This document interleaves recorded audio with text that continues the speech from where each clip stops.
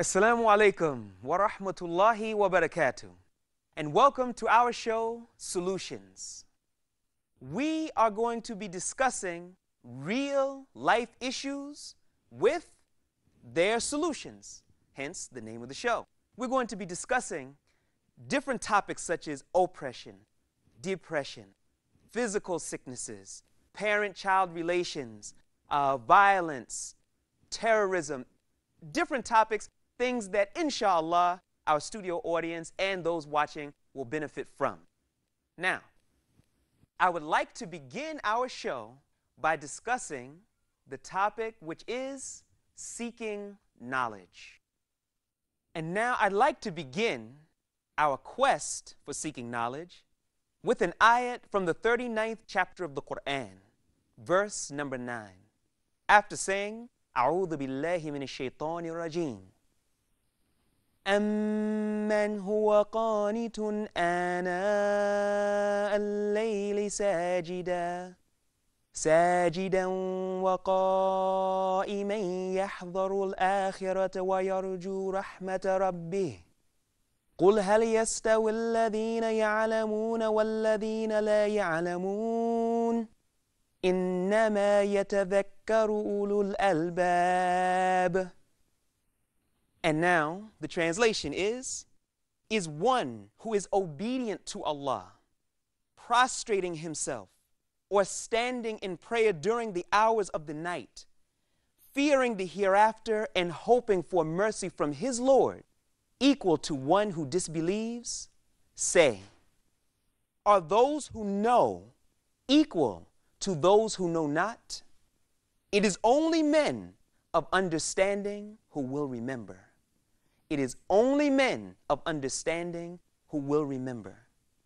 And I'd like to attempt to complement this ayat with the statement of the Messenger of Allah, Muhammad sallallahu alayhi wasallam, wherein he said, Talibul ilm faridatun ala kulli Muslim, that the seeking of knowledge is obligatory upon every Muslim. Every Muslim. Now, let's look at that ayat in light of what the Prophet ﷺ said. We go back to the ayat. It begins by saying, is one who is obedient to Allah. Firstly, we take obedience. If someone doesn't have knowledge, how would he know to be obedient? If he does not know who his Lord is, why should he be obedient? Because he doesn't know, he doesn't understand. So he must have knowledge. Secondly, it makes mention of prostrating himself. The Prophet ﷺ, in response to the topic of salat, he said, khayru mawdu', meaning that it is the best of those things which are prescribed. So therefore, how would somebody know the importance of salat if he does not have knowledge? He has to have knowledge. Now, or standing in prayer during the hours of the night. Now, in reference to standing in prayer during the hours of the night, why would somebody bother to get up in the middle of the night, or the last third of the night, I should say? Why should he bother? Except that he knows that his Lord descends to the lowest heaven looking for someone that is making supplication to him so he can grant him what he supplicates. Looking for someone who is seeking forgiveness so that he can forgive him. Why would somebody get up at 3 o'clock in the morning, 4 o'clock in the morning, depending on the time of the year, except that he has knowledge? Without knowledge, he would never know what the great bounty that his Lord has in store for him, except that he were to study, to learn, and have knowledge. Continuing with the ayat, fearing the hereafter. If you don't fear the hereafter, then you're going to do anything it is that you like. But you will not fear the hereafter except that you understand what Jannah is. And you will not understand what Jannah is except that you have knowledge. You will not understand what Nar Jahannam, wa'udhu billahi min dhalik, you will never know what that's about except that you have knowledge. Fearing the hereafter and hoping for the mercy of his Lord. Is he like one who disbelieves? Of course, the answer is no. And Allah continues by saying, Say, are those who know equal to those who know not? It is only men of understanding who will remember. We need to reflect on this because we need to understand that the Prophet sallallahu alaihi wasallam always preached to his companions to learn, to benefit, and to seek knowledge, and that's what our episode is about today. I would like to introduce someone to you right now. He's my brother, although he doesn't really look like me, but he's my brother. His name is Musa McGuire. He's a PhD candidate in media studies at the University of Texas.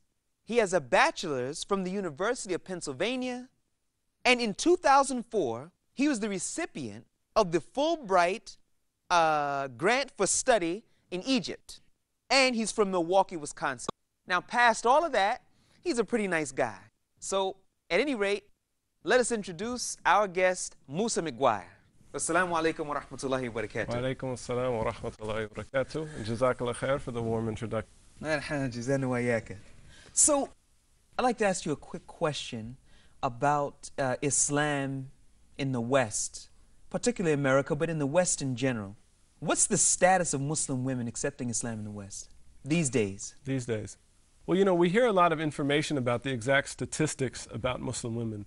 I mean, certainly the stereotypes would have us believe that Islam has nothing attractive to women. But, you know, I know of one survey that was conducted by a magazine in, I think, the Dominican Republic that showed a 3-to-1 ratio of women converting to Islam over men. And other people have cited figures of even 4-to-1 in the United States. Now, I don't know about the exact statistical accuracy of these figures, but what's clear is that, you know, and we all have witnessed this as Muslims in our personal experiences in our masajid, that women really are attracted to Islam, and that women do find a solution and a protection and a comfort in Islam and a peace of mind that really isn't available to them in society. Mm-hmm. I see. Well, as you know, our topic for today is seeking knowledge, particularly religious knowledge. Yeah. So this is our topic. But before we go into that too deeply, I want to ask you a question about, we're finding some young people seeking knowledge by taking classes, meaning Islamic classes, in the various universities around the country. In your opinion, is this a good idea? Is this a good medium for them to learn Islam from the universities? Well, this is something that I have a little bit of experience in myself. And what I would say is that there's always knowledge to be gained at the universities. And in a way, we don't want to turn our back on that. But when you're dealing specifically with the topic of Islam, I would say that at best, what you're going to find is going to be bittersweet.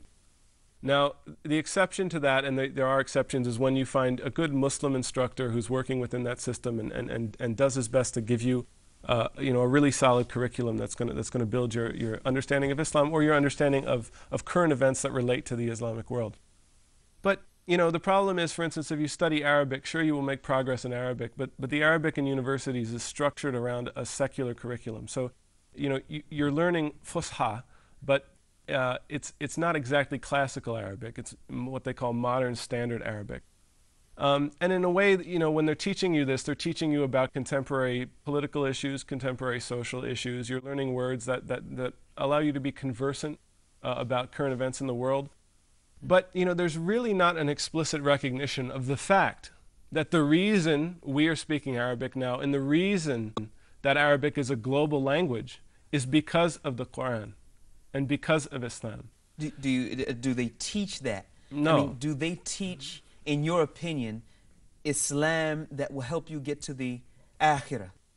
Well, absolutely, really not. I mean, you know, when you're learning the Arabic, you learn it as a useful tool, and it is capable. But, you know, I've always noticed a difference when you learn Arabic, or you get a lesson about an Arabic vocabulary, something in grammar.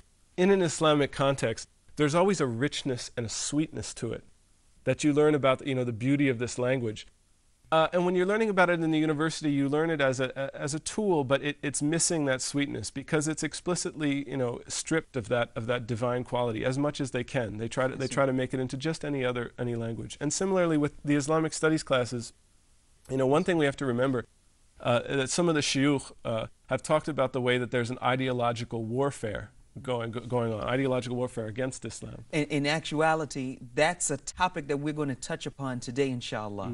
Now, what I'd like to do is, we went out and we asked the question to some young people. The question is, which should be the focus of study in our lives? First and foremost, Islamic study or secular study, and why? We got some interesting responses, so let's see what they say. Okay, let's see.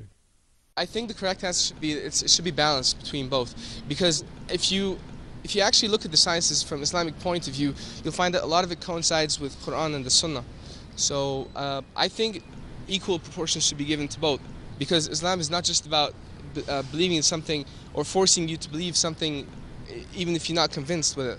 So I think the sciences are there for us to believe in Islam more. In my opinion, I don't think that we should focus on one type of learning or something. We should apply both science and religion, both side by side. What do you think? Should we apply it, or should they be equal? And should one take precedence over the other? Well, you know, I think back when Muslims held the stewardship of knowledge, you know, we didn't even have this distinction of secular and religious, because the supplemental knowledge, what we might call the secular knowledge now, grew out of the religious knowledge. You know, I think the problem now is that, you know, we have this separation, but it's essential that we remember that, you know, the crucial knowledge for us is the religious knowledge. Everything else really is a supplement to that. And I think, you know, we need to try to organize ourselves around that principle. Inshallah. Well, we're going to ask that same question to our next guest, and we'll get a little bit more insight, inshallah. So, we'll be back in just a few short minutes with our next guest. Assalamu alaikum wa rahmatullahi wa barakatuh.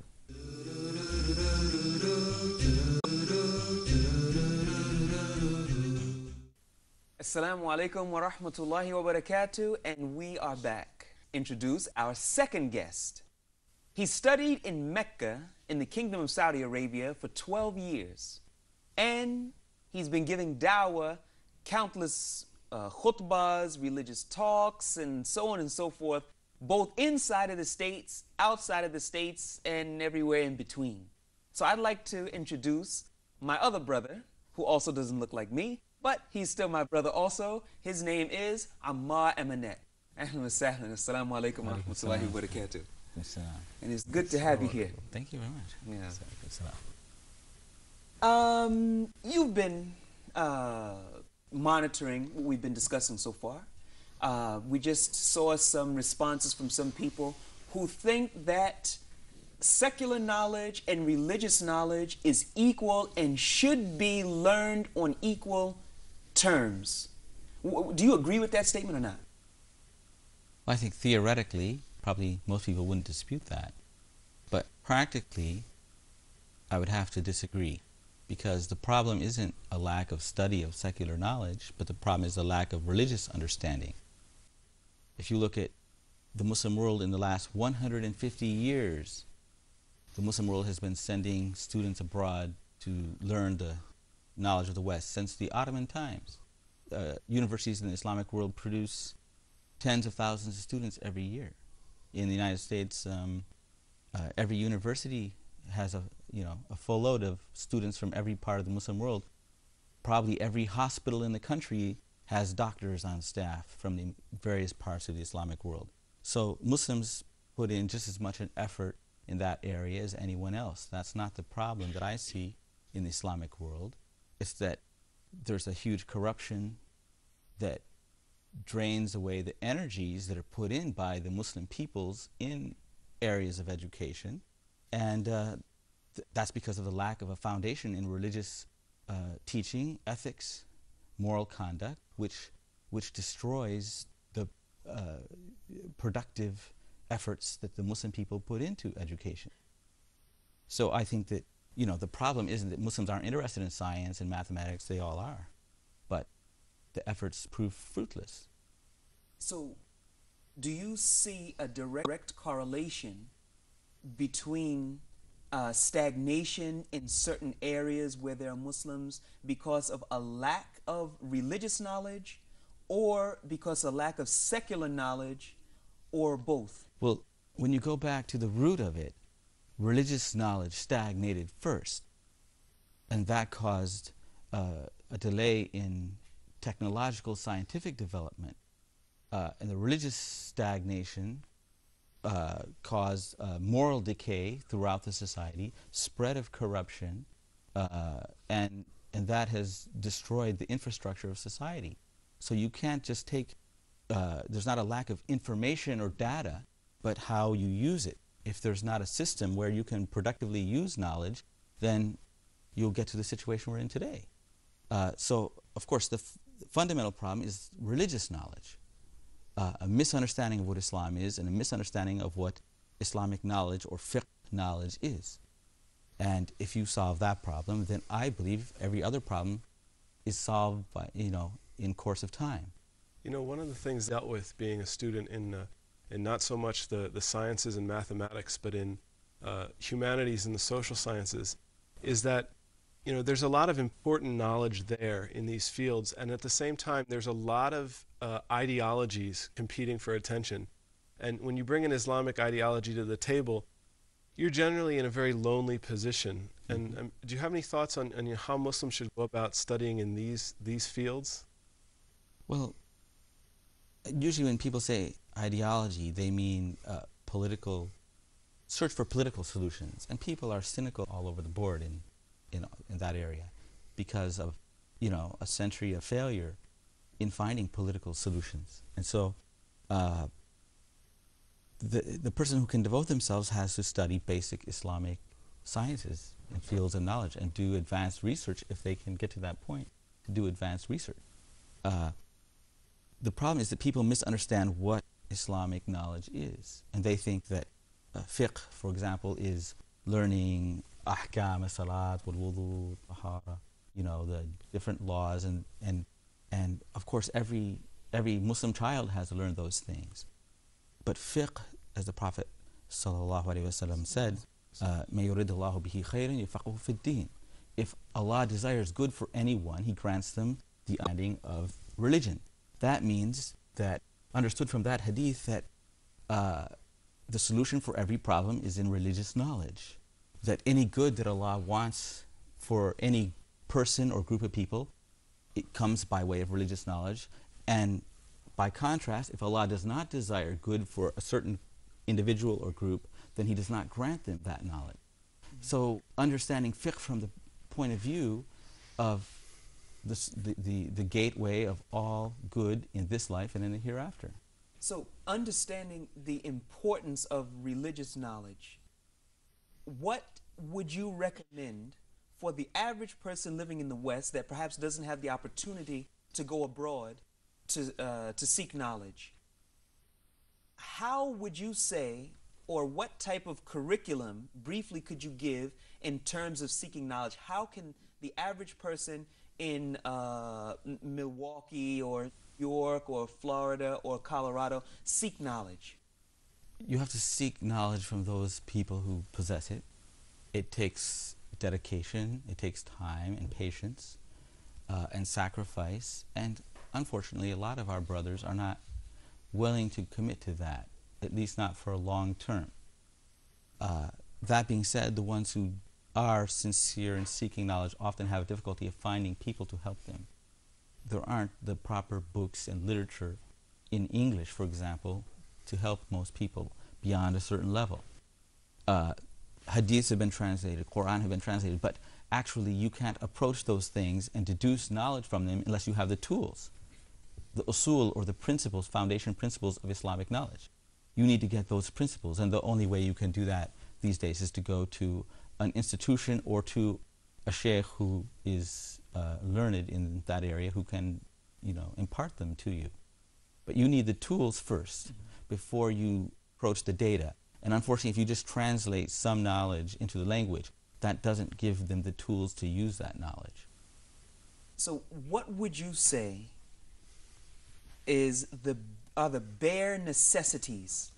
Because we have viewers who unfortunately at this time don't have the ability to go to a foreign country where they can study.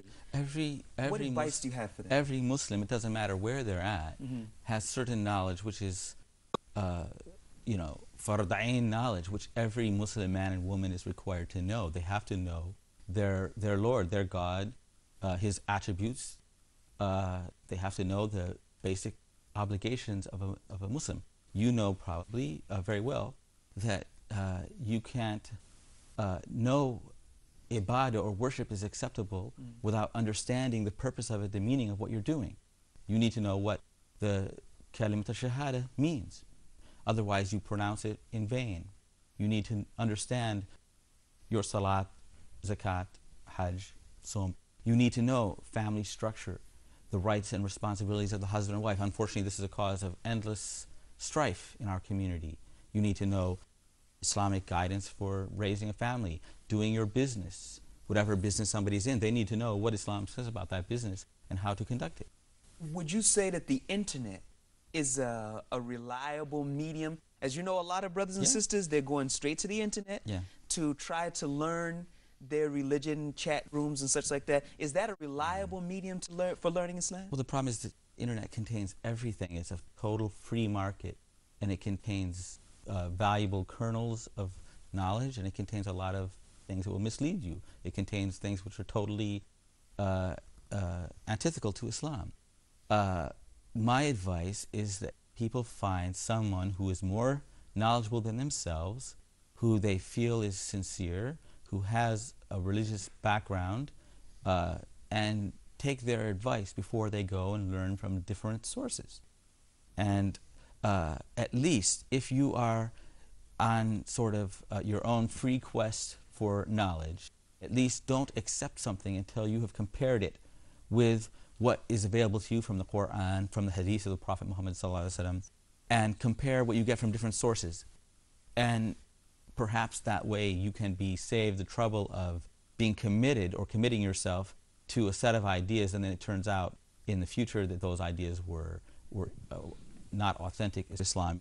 Well, unfortunately, we're out of time. And I'd like to thank our guest, Ammar Emanet, and also Musa McGuire. So I would like to thank you all for joining us, and Jazakumullah li kulli khair. Assalamu alaikum wa rahmatullahi wa barakatuh.